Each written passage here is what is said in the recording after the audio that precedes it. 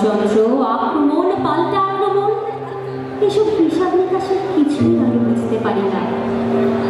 কিন্তু তবুও সেদিন যখন ছেলেটা চোখের সামনে এসে দাঁড়ালো, ওর চেহারা দেখে মনে হচ্ছিল বিসর্জনের দিন চলে এসেছে। আজ আমার থেকেও বড় অধিকারে নিয়ে আমার ছেলেকে ডাকছে আমার দেশ।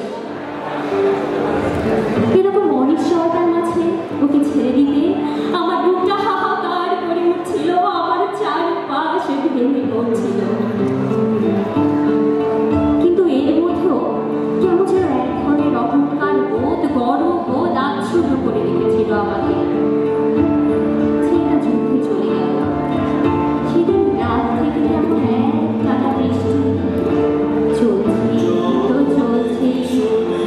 মেয়েটাও বড় হচ্ছে, যুদ্ধ টুদ্ধ তেমন কিছু বোঝে না, তাও সেদিন খুব জেদ ধরেছিল ভাইয়ের সাথে যুদ্ধে যাবে। খুব কেঁদেছিল সেদিন, ওর জন্য অনেক চিন্তা হয়, কারণ ঘরে মেয়ে থাকাটাই এখন একটা অভিশাপ। আমার আর ভালো লাগে না এই মেঘ, বৃষ্টি, বিদ্যুৎ সব যদি একসাথে ঠিক হয়ে যেত।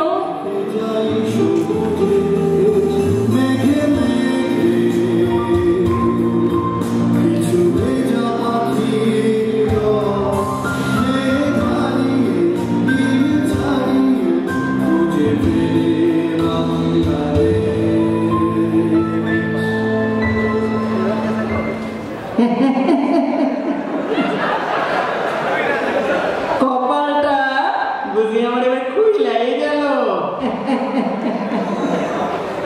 টাকা পয়সা খাওয়ান দাওয়ান আমার গুলা তো আমারই, গ্রামের বেবাক মানুষেরটাও আমার। ওই দিন ঢুকেছিলাম জমিদার বাড়িতে চুরি করতে, যাওয়ার পর সেখানে দেখি বাড়ি ভর্তি মিলিটারি। পলাইতে গিয়া একেবারে ধরা করলাম কমান্ডার সাহেবের হাতে। কমান্ডার স্যারের মতো দয়ালু মানুষের এক কারণ নাই মাশাআল্লাহ। খাওয়ান দাওয়ান তো দিলেনি, উল্টা টাকা পয়সা দিয়ে বিদায় করলেন। কি বোঝো না এই ব্যাপারটা? ঢুকেছিলাম চোর হয়ে, বেরোলাম রাজাকার হয়ে। হাসিম মিয়ার বড় পোলাটা শুনলাম মুক্তিতে যোগ দিয়েছে, গেরিলা দলের লিডার সে। ওই ব্যাটারে পায়া যদি একবার কমান্ডার স্যারের হাতে ধইরা দিতে পারি, তাইলে তো আমার কেল্লা পথে শেষ না। ওই বাড়ির একটা মেয়েও আছে, কি জানো না, শ্যামালি। শ্যামালি খুব ডাঙ্গর হইতে দেখি আজকাল। ওরে যদি সারা দিতে পারি, সার তো মনে মনে সে খুশি। আর স্যারকে খুশি করতে পারলে গ্রামের সব কিছু লুটপাটের অধিকার পেয়ে যাবো আমি। আর যদি স্যার দয়া করে কিছু প্রসাদ দেয়, সে বলি না বন্ধ অন্য কেউ। কি মনে মনে গালি দিতেছেন নাকি? রাখেন মিয়া, ওইসব দেশ নীতি ওইসব আমার পোষায় না। যেখানে সেখানে সেখানে আমি।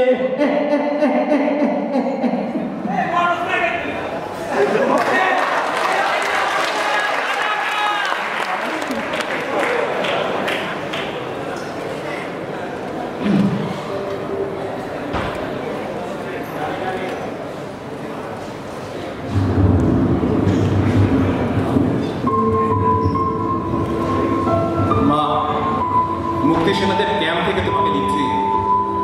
এখন বাইরে ভীষণ বৃষ্টি, তাঁবুর ফাঁক দিয়ে দেখতে পাচ্ছি সমস্ত দিগন্ত জুড়ে মেঘ, মাঝে মাঝে বিদ্যুৎ চমকাচ্ছে।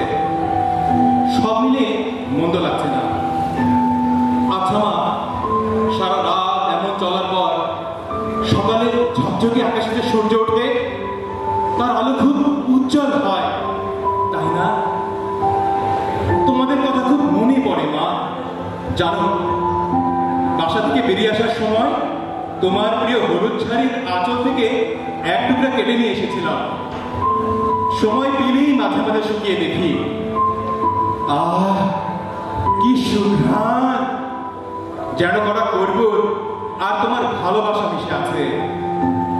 তোমার মনে আছে আগে দিনে 100 বার জামা পাল্টা দাও? কি ভীষণ ছেলে মানুষ ছিল আমার। অথচ সেদিন সেই এক কাপড়ে বেরোবার পর সেই শার্ট পরে এখনো আছি আমি। বুকের কাজটাই আবার ছিঁড়েও গেছে। খাবার পেতে দেরি হলে এখন আমি আর চিন্তা করি না। কতদিন না খেয়ে থেকেছি। খাওয়ার পর তোমার আঁচলে হাত না মুছে তাও চলে আমার। শত্রুর তীব্র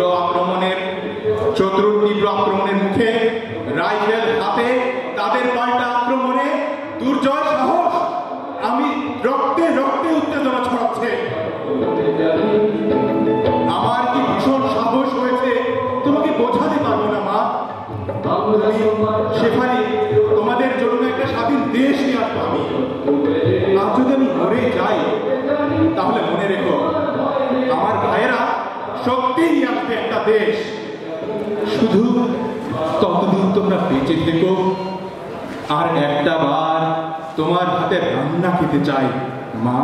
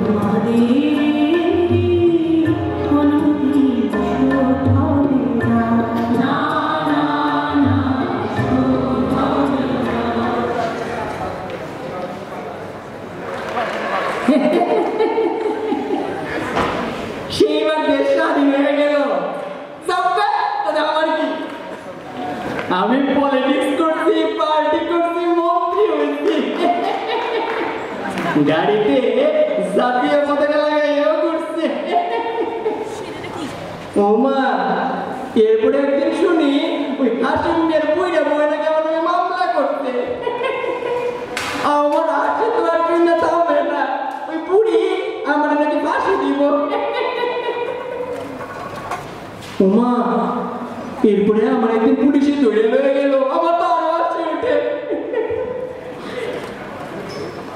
কয়দিন পরে নাকি আমার ফাঁসি, আমি কি হাসবো নাকি কাঁদবো বুঝতেছি না। কি দেশটা ছিল, কি দেশ হয়ে গেল।